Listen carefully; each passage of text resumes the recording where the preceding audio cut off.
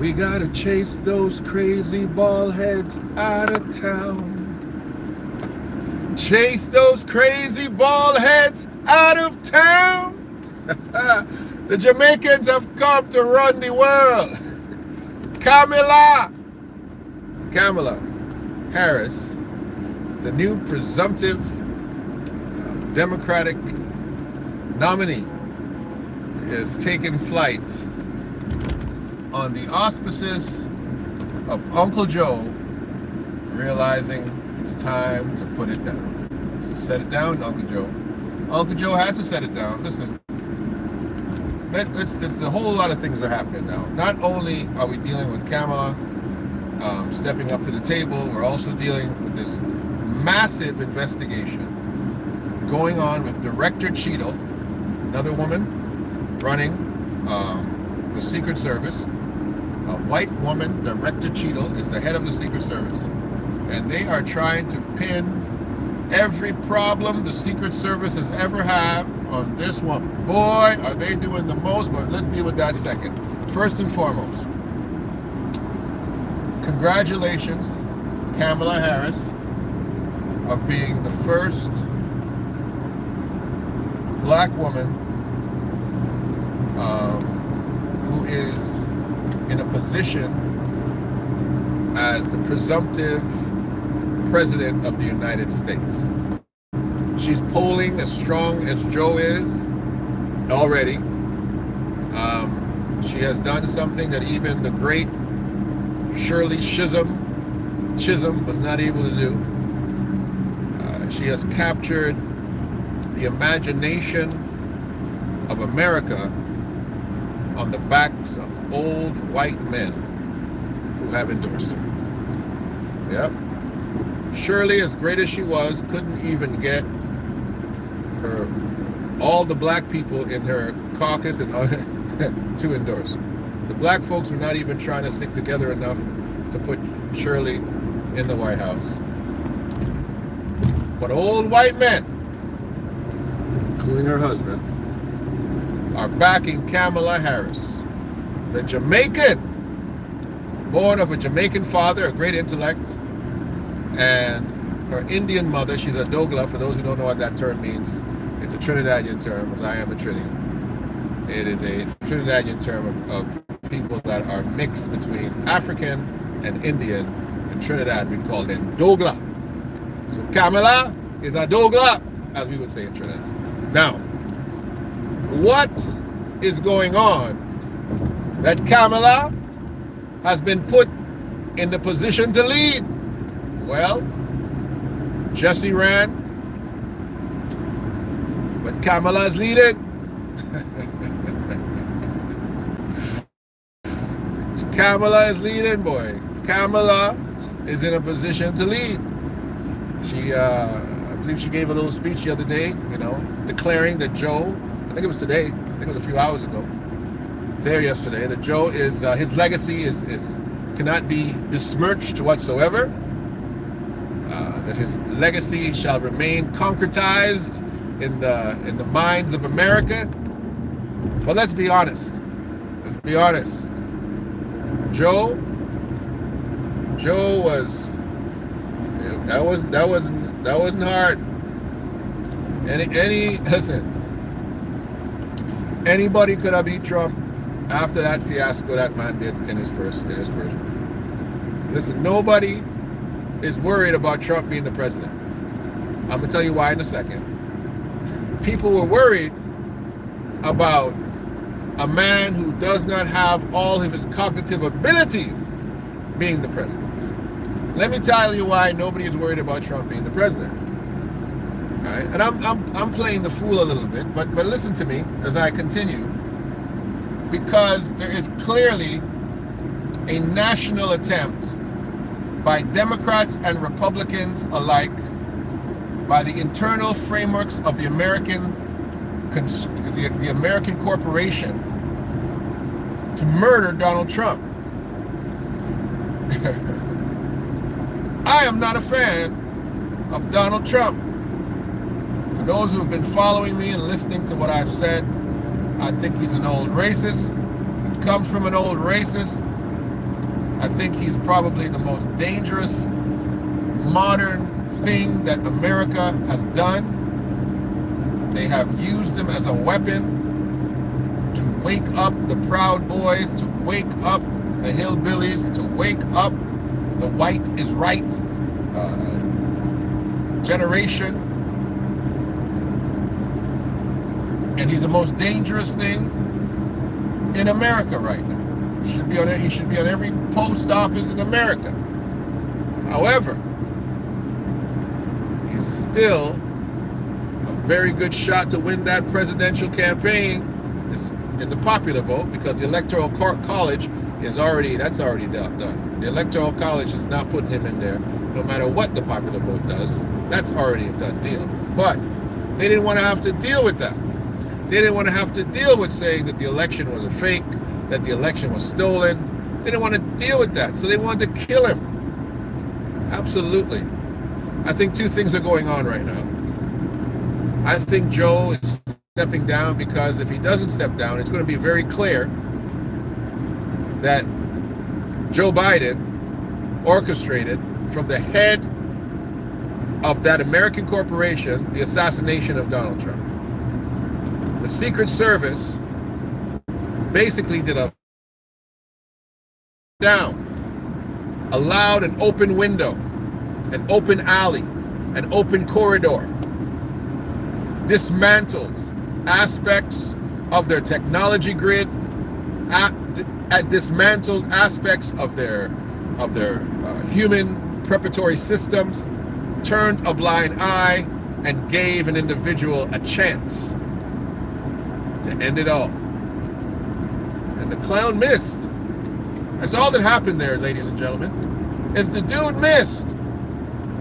And what is very clear to everyone who knows what's taking place is that the administration of power has decided to eliminate Trump the good old-fashioned way, the 1963 Kennedy way, to put him out of his doggone misery once and for all. And the dude missed. They were hoping that they could do that, and then allowed Joe to step aside and put Kamala sailing into the White House in her full faculties without having to worry about the kickback from those good old boys who aren't going to want to see a black woman sit in the White House, even if she's got a white daddy, meaning her husband, not an actual daddy, because her daddy's from Jamaica, but her white sugar daddy husband. They don't care that she's married a white man. They don't care. We don't care either. I don't care that Kamala's married to a white dude. That doesn't bother me one bit. She's black. She's blackety black than a black. She's black enough that I can say, hey, it's a black woman sitting in the White House. Come on, Barack Obama. We know that boy was a halfy. We know he was he's ethnically half, but he's black enough. He got all the handshakes and everything down, that left-handed jump shooter from the corner. We know that Barack Obama is black enough for us. Coming out of Chi-Town, sitting under that black preacher all those years, he's black enough for us. With a black wife and some black kids, we fine with him. We don't care. So if we got a mixed boy claiming him as the first black president, we're not going to be worried about a Douglas married to a white guy. We don't care about that. We don't care about that at all. They don't care about it in Jamaica. They say in Jamaica, out of many, one people. A Jamaican is a Jamaican. They don't care what color he is, as long as he sounds Jamaican. But I digress. They try to kill Trump. They try to kill him. And then they're going to ease all Kamala in there, let Joe step out of the way. But when they failed, they had to figure out how much longer can we keep Joe going. I don't know what they've been putting in Joe's coffee to keep him going. I don't know what they've been giving him. They must have given him some of that Somalian cat, K-H-A-T, you know, that Somalian, that stuff that those boys chew, and they stay stimulated. Yeah, they stay up all night. I don't know, he must have been giving him some of that. But now they realize, you know what? The engine ain't running no more. The engine ain't running no more, boys. And they had to shut Joe down, which is fine. Joe's done his time. It's Kamala's time now. But wow, what a time to jump into the fray, as they would say. Because it's very clear that if Joe Biden even stays in the White House, that when these guys finish doing all of their investigations, they're going to have to deal with Uncle Joe. And they don't want to do that. They don't want to have to deal with Uncle Joe because everybody was on board to kill Trump. Now they've got to now they got to they're throwing Cheadle under the bus. Cheadle is a clear scapegoat. She's oh my gosh, they couldn't create a better scapegoat than this woman. They got her sitting down there taking blows, talking about you should resign. You should resign. How? We've never seen anything like this. This was preposterous. This was outrageous. You failed mightily. Oh my goodness, the stuff they're making this woman swallow. She can't even answer a question without them shouting her down. We'd like to know what you ate for breakfast. I didn't mean what you ate for breakfast today. They don't let that woman, they ain't letting that woman say nothing. Nothing. They're like, sit here, shut up. We are going to browbeat you for the next hour and a half, answer some questions, but don't expect to get any mercy from us. Like, she is getting it left, right, and center. Woo, baby. They're saying that, listen, the Secret Service, they just making up statistics. It's one of the worst. It's one of the worst places in America to work. It's 413 out of 490 are the worst places to work. Being a Secret Service officer, it's the worst job you can have in America. Oh man, they're throwing. Of course, it's the worst doggone job in America. Who couldn't tell you that? Who wants to be a cop, having to work basically 24/7 at the whim of some presidential king? Every time this guy wants to go golfing, honey, I'm sorry, I can't come to the birthday party. Trump wants to go golfing at Mar-a-Lago again. I'm sorry, I'm on the detail. Every time these guys want to go shopping in Manhattan, oh babe, I'm sorry, they're going to Manhattan. I'm sorry, I can't take you with me. I can't take you with me. I gotta go. They don't get to sleep. These guys want prostitutes at night. They gotta go pick them up. These guys want weed. These guys want after hours liquor. Anything those guys want. That's a Secret Service officer is a 24-hour, what's the word? Butler. He's a butler with a gun. Okay? That's all. That guy's a butler with a gun. He might as well be called a stewardess because that's all he's doing. Running around, right? Standing, being the bulletproof shield to a president. That's not a very good job. And those guys don't get paid good money either. Secret Service is a cop. He's just a police officer. He's not the FBI. Okay? He's not the CIA. He's a cop. He's a protection cop. He's a close security officer. Period. And that's not a very good job in America. Not a very good job, unfortunately. Probably can't even get a reference when you leave. Probably don't even got a good pension. I don't know why anybody would want that job. You'd have to pay me $1 million to stand in the way of bullets for Donald Trump. I saw the one woman that dragged him down. She just closed her eyes. Donald's got his hand in the air, screaming at the world. She's like, oh my gosh, please don't shoot me. I only make $60,000 a year. Don't shoot me. I hope that boy don't shoot me. Her eyes were closed. Hugging her. I don't blame her. Lady, I don't blame you at all. No. But Donald, they trying to kill you, boy. And you better figure out how to get yourself out of that mess too. Because they ain't letting you get up there. They ain't letting you get up there at all. And listen, I don't know why they're wasting time. Let Kamala take over. Declare Joe Biden to be unable to continue based on health issues. Let Kamala become the president now. That's how you win. Democrats, let me show you how you win. Okay, you got till January. I know the election's in November, but you effectively got till January. You set her as the president now. You say that Joe Biden, for health reasons, cannot continue. You swear her in now. Let her start running the country now. Right? While she's running the country, she's also, of course, running her campaign. but people are already seeing her driving the bus. Okay? You try to hire a new bus driver, and you're like, I don't know, can this lady drive? We've never seen her drive. Let the woman drive the bus the rest of the way. Let her drive the bus. She's got a license. She's the VP. Let her drive the bus. And then that good old election that'll be easy. Easy peasy, baby. Easy peasy. It'll be no problem. No problem. Absolutely. That's what I think you guys should do. That's exactly what you should do. And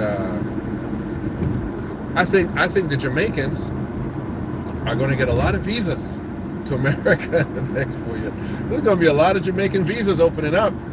People are like, Kamala, how's your family from Kingston? Yeah, that's going to be quite an interesting scenario. Now, let's get to Cheadle. Let me check your comments. But let's get to Director Cheadle. I really wanted to talk about that situation with Director Cheadle and talk about what's really going on. Let me see if I can see these comments. I got my good contact in one of my eyes. What's this? Who's Couch 2024? Is this somebody else now? Okay. We don't need Kamala either. Oh, you know what, Kamala? You're stuck with Kamala. Kamala's coming. Don't worry. You're stuck with Kamala. Listen. You guys don't have real elections in America. Okay? You don't. You have a machine that tells you who to vote for. You don't have free elections in America. You don't have free elections in America at all. Once you have two parties that effectively control everything, they got all the money, they suck up all the political air, you don't have free elections in America. You have better candidates, much better candidates than this. Jeez, like I said before, you're telling me that these two 80-year-old white men are the two best things you have to offer in America? Come on. That's why the world's laughing at America. Laughing at you. You've got so many brilliant people sitting around there, so many political insiders sitting around there. America's got to be like the Lakers. That's right. Go hire somebody who basically understands the political climate, but's never coached in their life. That's right. Never coached anybody in their life. Just go hire a dude like that. That's what America needs to do. Go get a guy who's got a great mind, or a lady, got a great mind, great aptitude for understanding the political landscape, and go hire that guy. Not this nonsense of just bringing the same old dead weight back to the White House. Come on. But I don't mind Kamala. Let Kamala come true. Kamala's a lawyer. She's a smart woman. Some people don't like some of the her historical things that she's done as a lawyer, as I believe she was a district attorney or something like that. People don't like some of that. They thought she was prejudicial towards people of color. I've heard that too. That's an interesting accusation. I'm not going to put any wind behind it because I didn't really do a lot of research into it. I heard about it, and a lot of times people, like to give people, they like to pin that on your back, just like they're doing with Cheadle right now, right? They say, hey, it happened under your watch, therefore you did that. That's all you, Director Cheadle, I mean, that lady's an administrator. I mean, what does she really have to do? She's got people making most of those moves for her, right? She's got people who know technology and know how to do things. She's just a figurehead sitting up there that somebody put up there because they wanted a woman to be running something. And that lady's about to get her whole head cut off because she don't even know that they set her up to. That was a setup. The only person probably in the Secret Service who didn't know that they were trying to kill Trump is her. That's the only person that didn't know. Because they definitely needed a scapegoat. Okay? Definitely needed a scapegoat. They about to Jack Ruby her just now. Okay? They definitely needed a scapegoat. All right. So this is what I'd like to speak about when it comes to that situation, though. Seriously. There really is no way that in the current political climate, after all the things that's happening in Gaza, the Iron Dome, all this fantastic technology that we see happening on these massive war fronts, that the United States of America effectively just leaves their presidential candidate uncovered. Especially a guy who's already got Secret Service protection. A guy who's already very inflammatory. You know, you must know every time Donald Trump comes to speak, someone's going to want to shoot that guy in the head. And you got to know that. You got to know that. You got to know people don't like Trump. People don't like Trump. I don't like Trump. Like, there's not a lot of people who like Trump. Like, you got to be in a position to be like, hey, this needs to be protected. We got to make sure we have all of our ducks in a row. Make sure that we have all the technology, all the Overwatch. They call it Overwatch. That's basically a drone that covers areas where you don't have human beings. So they put Overwatch in a position to fill the gaps. So you gotta know. And apparently this shooter was in position for what, 52 minutes?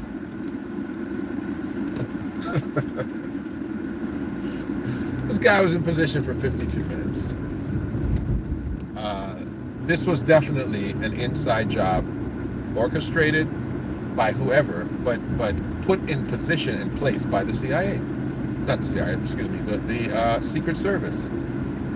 The Secret Service could never have scoped this area and left such a gaping hole in their security. And even if they did, let's say they did.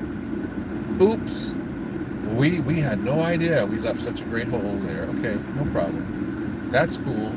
How about, though, all those people telling you there's a shooter on the roof? Hey, guys, there's a shooter on the roof. Not only were the Secret Service told to let this happen, local police forces were also on the hook here. Like this thing is not easy, bro. Like, local police would have had to been told. This is not an easy conspiracy to pull off. And some of you who are not conspiracy theorists, if this was not orchestrated by all of these agencies collectively to make sure Donald Trump was assassinated, and if you don't think that's what was taking place, then you have more faith than I do.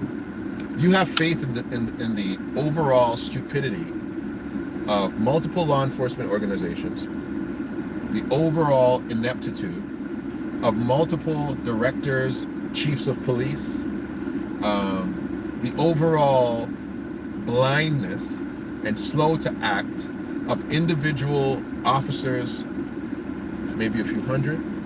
But then, at the very same time, while all of these people missed their mark, missed the job, missed the assignment, within one shot, that shooter was killed instantly. Instantly. Bam! He shot, bam! And was killed instantly. So all these people dropping the ball, all these people, oh, I don't know where he is, I don't know where he is. But snipers had this guy locked in from time. He was there for 52 minutes. He was locked in. That was a death assignment. Okay? This is the hardest part for me. This is the hardest part for me. And this is probably why they chose who they chose. This kid was very, very young. Kid was very, very, very young. This is nothing that you're going to do simply as a patriot. You're going to take some money for this. But also, how do you convince somebody to do such a job and have the actual capacity to do this job, but not have the intelligence to know, bro, the second you do this job, you're going to be killed. Like, you're going to die. They're going to kill you. Like, he didn't have an escape route. They said they found explosives in his vehicle. Well, bro, my number one thing, my shot, this is me now. You want me to do this job. You're going to say, hey, Brereton, we need you to go in there and handle some things for us. You know, we need you to deal with the eagle. We need you to strike the eagle, Dell. Strike the eagle, right? Code word, strike the eagle. Now, I'm gonna tell you what I'm gonna do. If I got explosives in my car, and I know I probably got one shot at this, and then they're gonna figure me out. The second I shoot, everything blows up too. I'm not just gonna shoot and sit there. Nah, baby, everything goes up. Boom. Car explodes. Explosion over there. Explosion over there. You know what I'm saying? I'm not walking around in khaki clothes either. I'm going up. I'm gonna make sure I got a little business suit. I don't know. So I got some African pants or something. Some beads. A bucket hat. I'm not going up there like that. That was a bad plan. That dummy. He was looking to die. He knew. Yep. This is my time. I don't know where they got him from. If they got him out of Guantanamo Bay, or they had him and said, listen, this is your only shot here. This is your last. We're going to put you in an electric chair. You're going to go and do something for us. You're going to go strike the eagle for us and go out like a patriot or whatever. I don't know. I don't know what they offered him, but you can't be that dumb to think that you're going to do that and get away. No, sir, no. Even a psychopath, even a true nut job knows that's a suicide mission, and it very well was. So again, this goes from the scenarios of hoax to all the way to massive conspiracy. Another individual died, right? This is why I don't believe he got off more than one shot. I believe the same shot that hit Donald Trump in the ear is the same shot that killed the person who was there, if that can be verified. Again, I don't put nothing past conspiracies. Nothing. I don't put nothing past conspiracies at all. But it's just a very fishy thing. It's a very strange thing. Joe had lost the faith of his supporters. See where you stand. I'm out. Trump 2024. Let's go, Brandon. Okay, I'm glad you came, though. I'm glad you visited Trump 2024. They're not putting that old man back in that office, my friend. I'm sorry I've disappointed you. You know, we up here in Canada, we don't want to see Trump back up there. We don't want to see Justin sitting in the office either. Listen, this is not biased to America. We don't like our leader up here either. He's just got we got different problems that you guys got. Well, you've got a very dangerous man. You've got a guy that thinks he's going to go tell Vladimir Putin what to do, while his government's been giving Zelensky money for years. Come on, Trump's a very dangerous dude, man. He's stupid and he's dangerous. He's not intelligent, man. I don't know why you would want to have your country run by a Neanderthal, but it's probably Neanderthals who want that type of government, right? Individuals who feel that they're somehow being lost in the speckles of the ethnic world, that you're being faded out. You don't have to worry, baby. Come on now. You've still got that old institutional money sitting around. You still control the mechanisms of war. You can still overthrow countries. Look what you do in the Congo. Look what you tried to do in South Africa. You're still undermining governments all over the world. Don't you worry. You still control the electric systems and the technology and the machinery of war. Don't worry. Don't worry. You old barbarians aren't going anywhere for a while until we actually drag out the very terra firma of how you keep everything under control, until we start putting African countries in the position to control as much nuclear bombs and as much weather machines as you do, and nuclear submarines. Yeah, come on now. You don't have to feel so uncomfortable. Listen, I live in Toronto. Toronto is the most multicultural city in the world. Did you know that? The most multicultural city in the world. 51% of everyone in Toronto doesn't even come from Canada. Over half of our population doesn't come from Canada. When I go out to eat, baby, oh my goodness, I can eat African one day, Persian another day. You know, I can eat everything, man. I got the foods are here. The when you walk down the street, you see beautiful women. You go stop every 2 minutes. Where are you from? Oh my goodness, where are you from?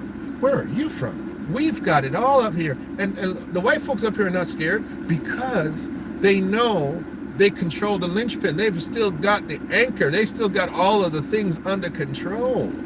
And they don't have as many people as you guys got up there. But Toronto is a great example of how multiculturalism, okay, of not a melting pot, but a mosaic, because America wants everything to be a melting pot. You know the difference between a melting pot and a mosaic? I'm going to tell you the difference. If you've got chicken, if you've got beef, if you've got pork, and you throw it all into one pot, you mix it all together, and you throw some noodles and some rice, and dumplings. You got gumbo. You got a melting pot. You got all kind of stuff in one pot, and it's all gut together. It's not chicken anymore. It's not pork anymore. You know, it's not beef anymore. It's gumbo. It's all mixed up. That's a melting pot. But a mosaic is when you make chicken by itself, you know, and then you make some pork over here, you make some jerk pork over there, you know, and then you got some beef over here, and then you make a little stir-fried noodles, and you set that. That's a mosaic. That's beautiful right there. That's not gumbo. So that's what we do over here, right? We let everybody stay in their individual culture. We acknowledge the individuality of that culture, and we love it. It's wonderful. It's fantastic. It's great. You know, no big deal. We're not afraid of culture. Unfortunately, the European has still got the world thinking that, you know, cultural inclusion or cultural mixing is the boogeyman. It's not true. Most people, even when they come together and live in the same space, are still going to want to eat in their culture, marry in their culture, listen to music in their culture, sing songs, dress in their culture. It's not a threat to you. And this is the greatest mistake of the European mind, is that you think that the world wants to be like you. I don't even own a tie. I don't even own a tie. I don't want to wear your clothes. I don't like you, to be honest with you. I don't want to eat German food. I don't want to eat British food. I don't want to eat Irish food. I don't mind visiting the places, but geez, you don't have any culture. So there's nothing to be afraid of. So why do you need to now have 80-year-old white men with no culture running your countries? It's crazy to me. It's crazy, really, it's crazy. Because those same 80-year-old white men, when they run corporations, they don't hire other 80-year-old white men. They hire the brightest and the best from wherever they are in the world, because they know they need intelligence running their mechanisms of economy, but they want to sit at the top of the heap when it comes to their governments. And that's just crazy. The only thing that you have to control, let me help you. Mobutu learned this. The only thing that you have to control, Lumumba didn't know this, but Mobutu understood it, right? Is that you better control your army. Don't let anybody else control your army. I don't care who's the president. Anybody can be the president, but anybody can't run the army. I got to run the army, and I got to run the central banking system. As long as you got your people there, you're safe. So I don't know why you're worrying about the president of the United States so badly. You guys don't understand how to run the world. We do. We ran it for longer than you. But that's it. That's my time. This is Del K. Brenton. This is The Real Spiel. Kamala! I need a visa, Kamala. I need a visa. Right. I need a green card. One time. Yeah, listen. And listen, man. We can't save her. We can't save her. Miss Cheadle, it's been nice doing you. Director Cheadle, listen, after that bashing you took my girl, just retire. Just step down right now, because they're going to try to put you in jail next.